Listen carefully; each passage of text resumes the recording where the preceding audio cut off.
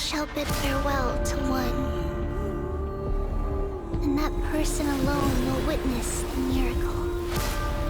Such is destiny. Become the dawn. Deliver.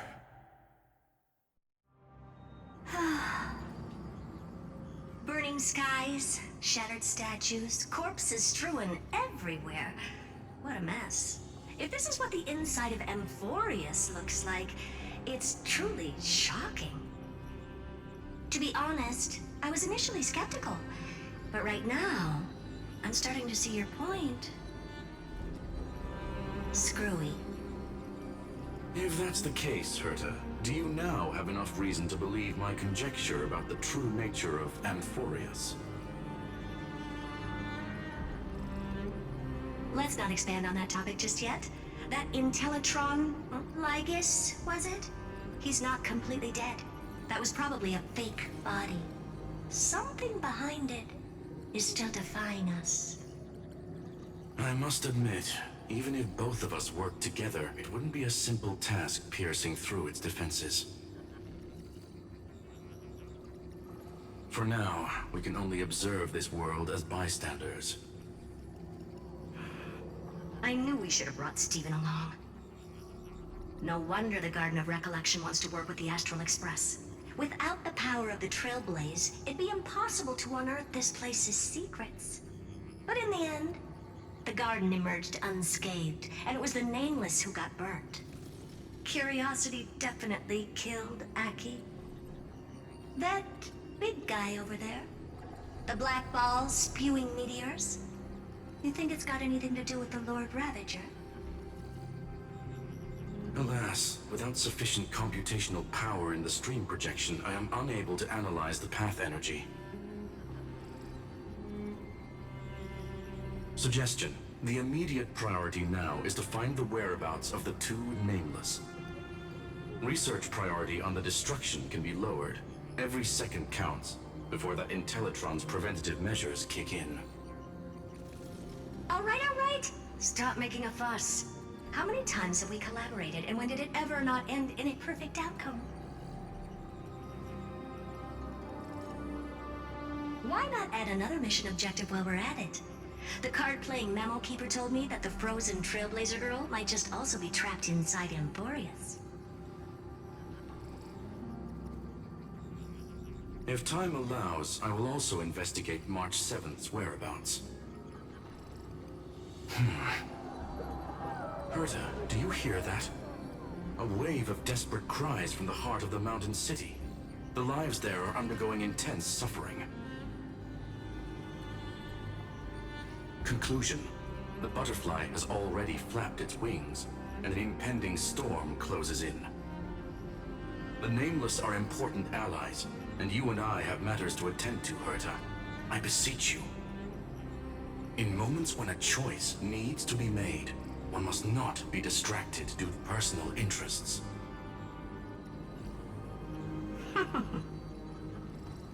Of course I know that. Fate really is a game of dice, Screwy. Who'd have thought that thing once sowed chaos across the cosmos, causing the Intelligentsia Guild to splinter and disintegrate?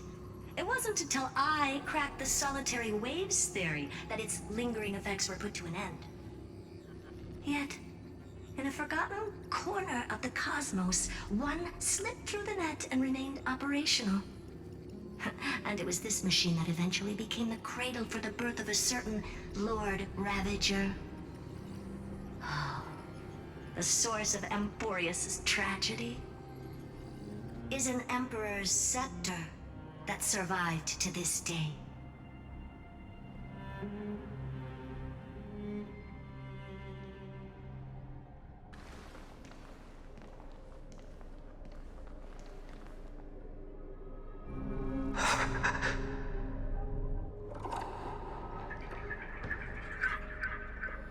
This is what the world looked like originally.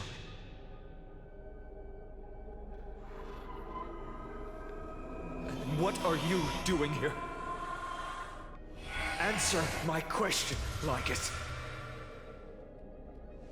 Ah, another hero has arrived at the vortex. I can no longer remember how many times this has happened.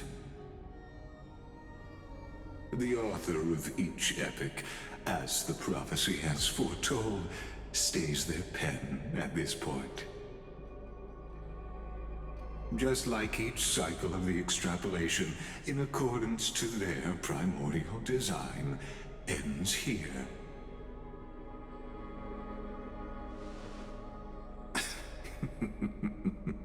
No need to panic, Lord Farnon. I stepped into this space purely for one purpose: to witness the prophecy's miracle of Genesis. You've never expressed interest in the flame chase journey. When my companions and I ran, bled, and sacrificed for the core flames, you never so much as lifted a finger. An indifferent observer. An anti-Catheran who's neutral till the end. Why would you suddenly express concern for the Chrysos heir's mission?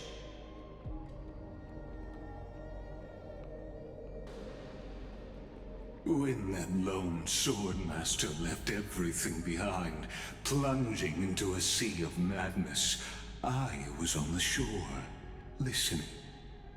When that mighty lord shed his armor, filling the crevices of the earth with his iron bones, I was on a mountaintop, gazing down. Across 1,000 years of the flame chase journey, I have witnessed the ardor, resolve, division, and unity of the Chrysos heirs with mine own eyes. Just as you were all born to shoulder the guidance of the prophecy, I too have bathed in the gaze of distant stars, have seen the deepest, darkest of destinies. I will become the most loyal reader of the epics, a spectator voraciously consuming the valorous deeds of you heroes.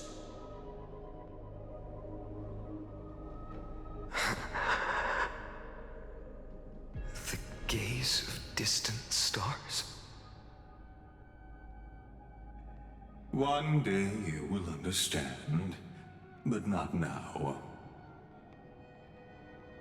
At this moment, please disregard this observer and finish what you must, Lord Farnon.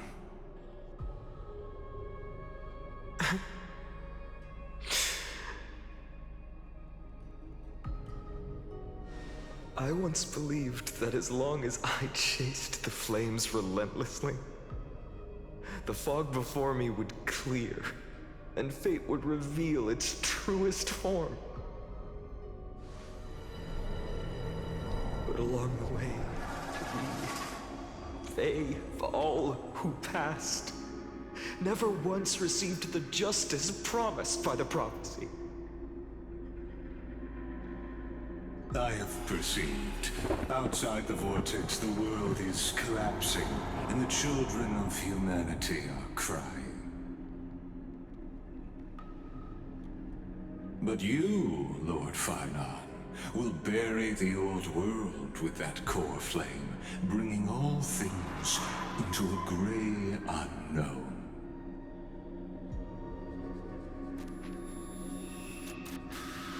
It doesn't matter. This cruel flame chase journey has made me abandon my fantasies. The future is not a paradise with a gentle west wind, waiting for us to step in. If what lies ahead is a mass of chaos, I will tear it apart.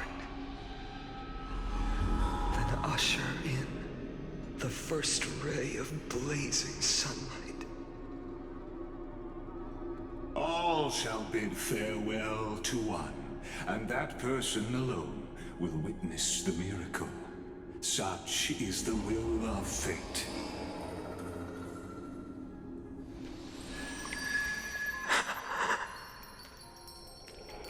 Yet this time, will an epic with endless cycles?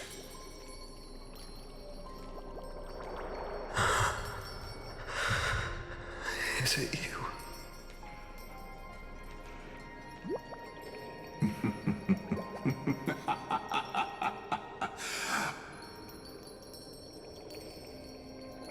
Turn a new page.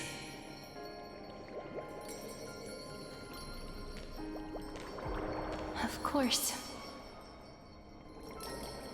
This will be a romantic story like none that has come before.